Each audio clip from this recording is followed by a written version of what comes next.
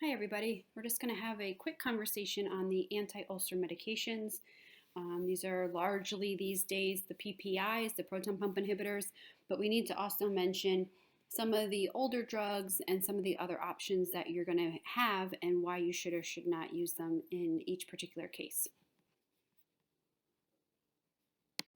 So the choices that you have in terms of what we describe as anti-ulcer medications, whether it be that you're treating an ulcer, trying to prevent an ulcer, or you're trying to treat the precursors such as things like GERD and heartburn, the choices you have are histamine 2 receptor antagonists, H2 blockers, proton pump inhibitors called PPIs, the classic antacids, sucralfate, which is carafate, bismuth, Pepto-Bismol, and misoprostol, which is Cytotec, which again, we'll spend very little time on that particular drug.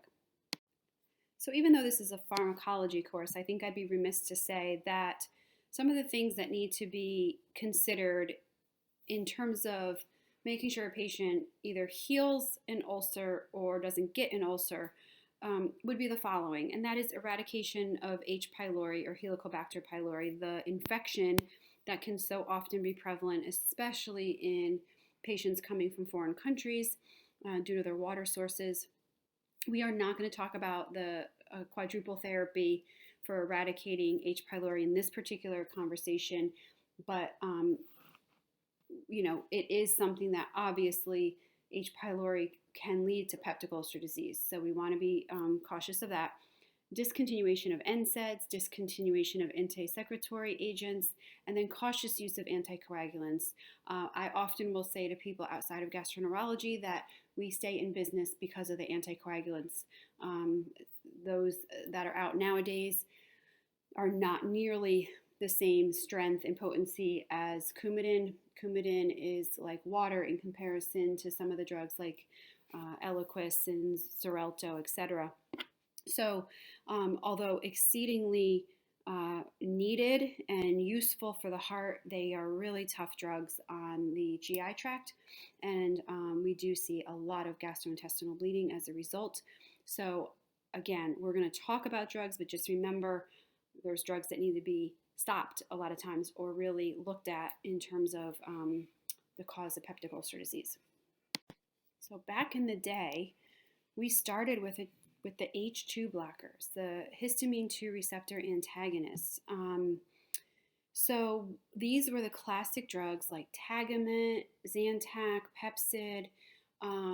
These were medications that if you're as old as I am, you remember them being the mainstay of quote unquote heartburn relief, reflux relief, right? When you had an ulcer years ago, you would require surgery. There was no scoping process. There was no going through the scope and cauterizing or sclerosing or all these sort of modalities we have for actually treating ulcerations. We certainly didn't have PPIs 25, 30 years ago. So what we had were these drugs. And they helped quite a bit. They did help in terms of blocking the H2 receptors, that inhibiting that acid secretion by blocking the H2 receptors on the parietal cell. We know that they're well absorbed orally. Peak concentrations occur in about 1 to 3 hours after ingestion. So that's why patients can, have some real breakthrough discomfort if we're treating for things like reflux and heartburn. Reduced the dose by about 50% in patients with renal failure. You're going to see down on the bottom here with adverse effects, cimetidine and renal failure. Cimetidine and renal failure, you have to remember that. That's why we don't see Tagamet used really ever. Zantac and Pepcid are the two that you're going to see utilized. And for good effect. And that's because if patients have renal and hepatic disease, we can make it much worse with cimetidine. In terms of what the textbook, kind of answers are, gynecomastia and impotence is rare, but it can happen with cimetidine. Hematopoietic and immune effects with long-term use, especially with cimetidine. And again, it can cause some interstitial nephritis, very rare, but it can happen. We can also see mild increase in the serum creatinine with cimetidine. CNS effects can occur, most common with cimetidine, but it can happen in other histamine 2 receptor antagonists, especially in, like, let's say, for example, older population, intensive care unit, already sort of primed to have some psychological CNS type effects like confusion, somnolence, headache, agitation. You can see it, more so with these drugs. Metabolized in the liver by the cytochrome P450 system. So again, we see it with cimetidine as being the most concerning for hepatic clearance. Sorry for my spelling there. And cardiac issues can occur with these drugs. Sinus brady, hypotension, AV block, prolonged QT, again, quite rare. And renal effects, again, as I mentioned, with the increase in serum creatinine. And then you have to be careful, again, with the potential for interstitial nephritis. Really, my take-home message here is don't use Tagamet. If you're going to use one of them, use the Antac or Pepcid. Try to use them short-term. Try to, give it 8 weeks. If patients aren't doing better, either send them off to gastroenterology or, try a PPI, okay? And that's what we're going to talk about next. So quite frankly, the PPIs are the drug of choice for treating any anti-ulcer type indication, whether it be heartburn / reflux or a true peptic ulcer disease. It's also the drug of choice for healing ulcerations, actually healing them. So when we say somebody has an ulcer, we're not going to put them on an H2 blocker. We're not going to put them on Pepto-Bismol. We're not going to put them on anything else. We're going to put them on a drug like Protonix, a PPI, say 2 months, and then we're going to reassess to see if it's healing.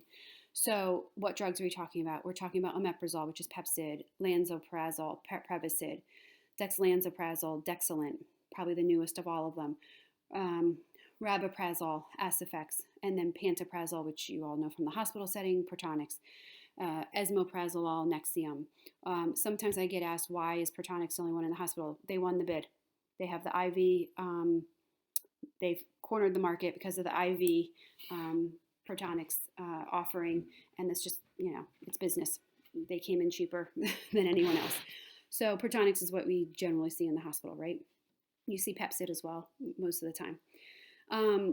Doesn't mean it's better. It just means that's who won the bid. The other thing is, I can tell you, patient A might respond to Pepcid better. Patient B might respond to Acifex better. Patient C might respond to Nexium better. It doesn't really matter. Doesn't matter at all. Whatever insurance will cover, whatever works best for the patient. Some patients also can be on the medication for, say, 6 weeks, 6 months, do fine, and all of a sudden it loses its effectiveness. We see this all the time. So you might have to switch agents, okay?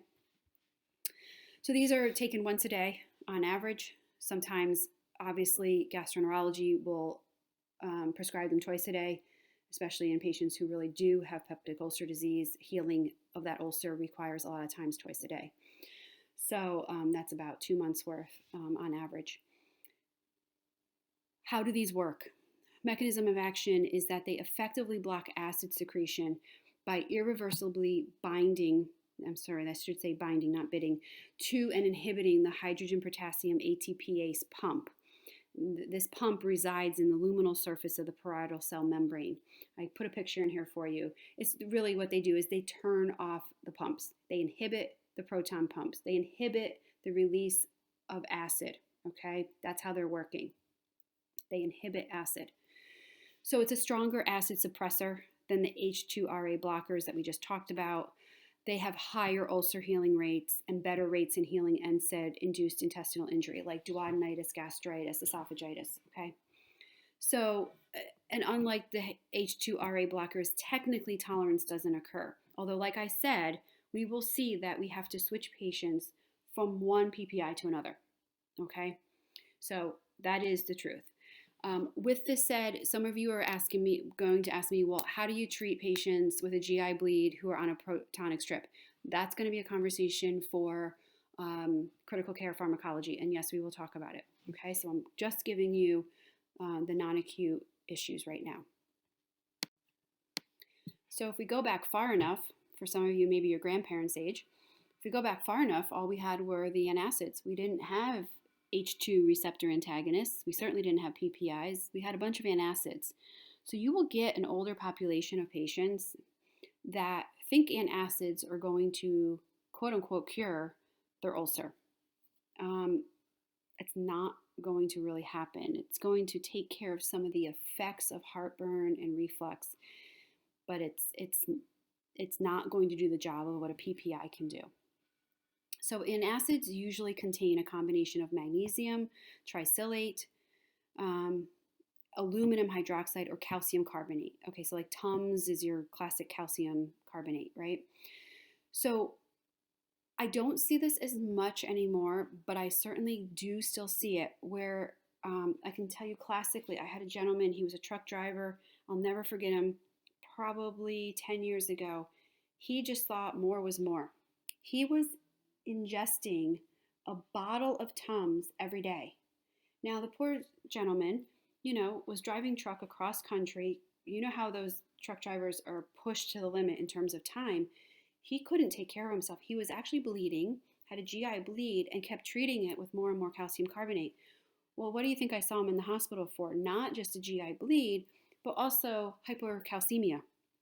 He had extreme hypercalcemia from the amount of calcium carbonate he was taking.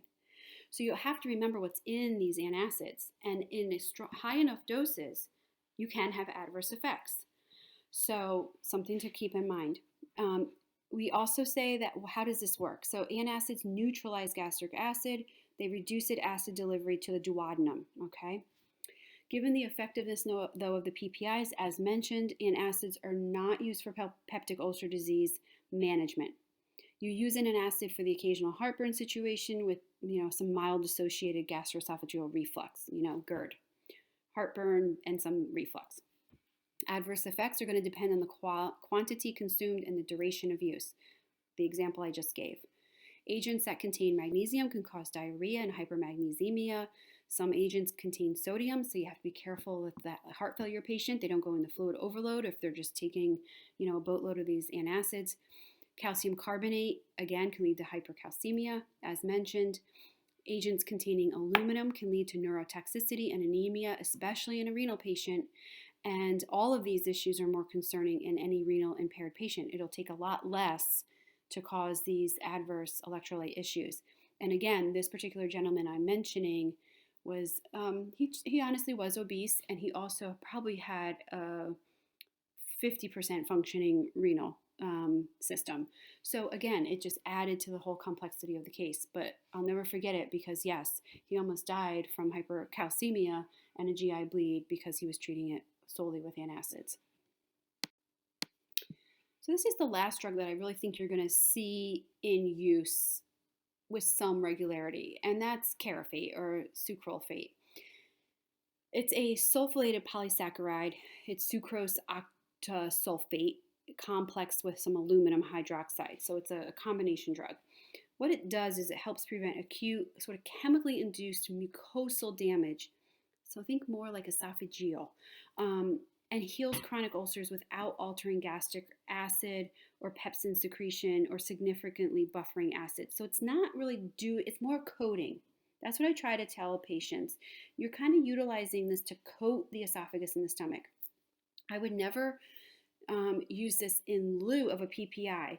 However, sometimes patients, let's say a pretty bad esophagitis, or like a true chemical type burn, like they ingested something. Sometimes we give the carafate suspension. Carafate can come in a pill or a suspension, and the suspension I like to use to help coat the esophagus and the stomach. It just kind of takes away some of that burn. Okay, we use it up to 10 to 14 days if needed, but again, you're putting this on top of the underlying treatment, which is the PPI. Okay, I had a gentleman a few months ago. He had extreme ulcerations of his esophagus and stomach. He had some of the worst looking ulcers that I've ever seen. Um, won't tell you the reasons why were several and indeed chronic, but the ulcerations were so hard, it's terrible. He could not eat, he could not swallow. In patients like that, it's a multifactorial approach to getting them to be able to eat. We actually had to end up putting a peg tube into this patient. That's rare, but that is how extreme sometimes this occurs, that we just can't get the pain under control. This is something we use to try to help. Sucralfate can bind to other agents like phosphate, so it could cause a hypophosphatemia. Sucralfate, like other aluminum drugs, should be used cautiously in renal patients. Really, truly, the moral of this lecture is in all renal patients, be careful of these GI agents. Have to, just keep an eye on what patients' creatinines are. Okay, now that's easier for us in the hospital setting, but for the outpatient setting, you do need to have some baseline labs on your patients, every couple months or 6 months, just to keep an eye on what these drugs might be doing to their electrolytes and renal function. I was kind of on the fence about what do I do with these two drugs. I mean, bismuth is an agent that certainly, I think, as a child, somebody says, oh, I have an upset stomach.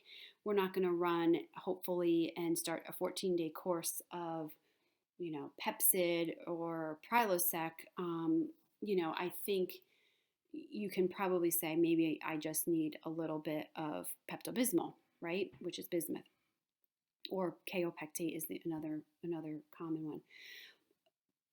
But I do want to say that sometimes, patients are just grabbing the good old Pepto-Bismol and treating nausea, heartburn, kind of GERD type symptoms with that. That's fine for the occasional situation, but if this is becoming a more chronic scenario, then that's really not the answer.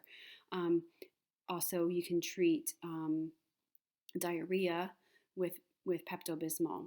Always remember that Pepto-Bismol, like iron, will turn the stool black. So in my world of looking at black stool and hearing, is it melena or is it black stool from iron or bismuth?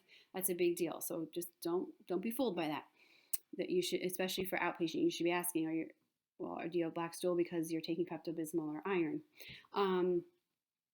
Bismuth is one of the 4 agents that we used to get in conjunction to treat H. pylori. So there is a role for it in gastroenterology. But it doesn't inhibit or neutralize gastric acid. It's just treating some symptoms, to be honest with you. Cytotec, a drug that I don't think I've given in 15 years. It still shows up in textbooks. So I'll just tell you, it's a hormone that was used to treat NSAID-related peptic ulcer disease / gastric ulcers. Contraindicated in women of childbearing age. Not used anywhere that I know of, really, but still listed in the GI world. Okay, so I'll leave it there for you. And this comes up often because when does heartburn and reflux type symptoms tend to hit women? Well, during pregnancy and post-pregnancy and with lactation. So I will say I always feel more comfortable with patients seeing their GYNs, but truth be told, H2 receptor antagonists appear to be safe in pregnancy with Zantac having the safest data available, meaning the safest data profile. So that's generally the drug you're going to see being utilized with pregnant women. Likely the PPIs are safe in pregnancy as well, but again, you will see Zantac as the first sort of go-to agent in pregnancy for heartburn. Carafate is also likely safe during pregnancy and lactation because it's very poorly absorbed, so it should be fine. When it comes to children, I really think children and infants, I think they should see, gastroenterology pretty soon, and I mean pediatric gastroenterology. Reflux is a very popular issue with babies. A lot of times it is related to the foods that mothers are ingesting, and then the lactation aspect of that going into the baby. So that's first and foremost. A lot of the medications that we mentioned, the H2 receptor antagonists, are often used first for children, and then perhaps the PPIs. But I really, I would highly recommend that, you know, they get a full workup because there's so many stress related issues to consider, and there are, how do I say this, anatomical structural concerns with children that aren't the same with adults who have some of these peptic ulcer related issues. Okay, thanks.